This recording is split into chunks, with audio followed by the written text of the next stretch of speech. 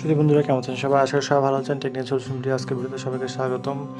বিকাশের 120 টাকা ক্যাশব্যাক কীভাবে পাবেন সেই সম্পর্কে আজকে ভিডিও হবে। আশা করি সম্পূর্ণ ভিডিও থাকবেন এবং এই ভিডিওতে দেখবেন যে কীভাবে ক্লেম করতে হবে।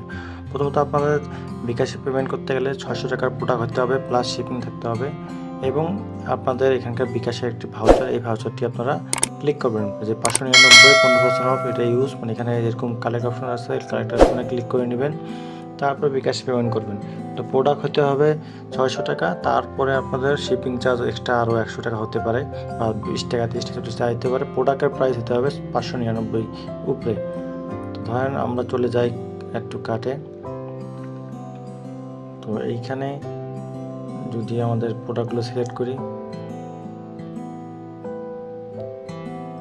এখানে যেখানে সাব টোটাল যেখানে দেখতে পাচ্ছেন সেখানে আপনার 896 টাকা হবে, শিপিং হবে 241 টাকা। মানে আপনার প্রথমে সাব টোটাল আছে, সেই সাব টোটালে 600 টাকা প্রোডাক্ট হতে হবে, তাহলে আপনার প্রোডাক্ট ক্যাশব্যাক পাবেন।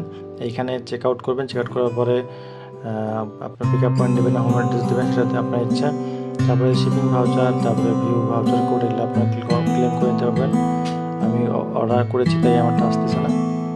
তারপর এখানে 25 টাকা বিকাশে গেলে এখানে অপশন দেখাবে 120 টাকা কম, ওটা ক্লিক করে আপনার বিকাশে পেমেন্ট করলে বাস বিকাশের টাকাটা কম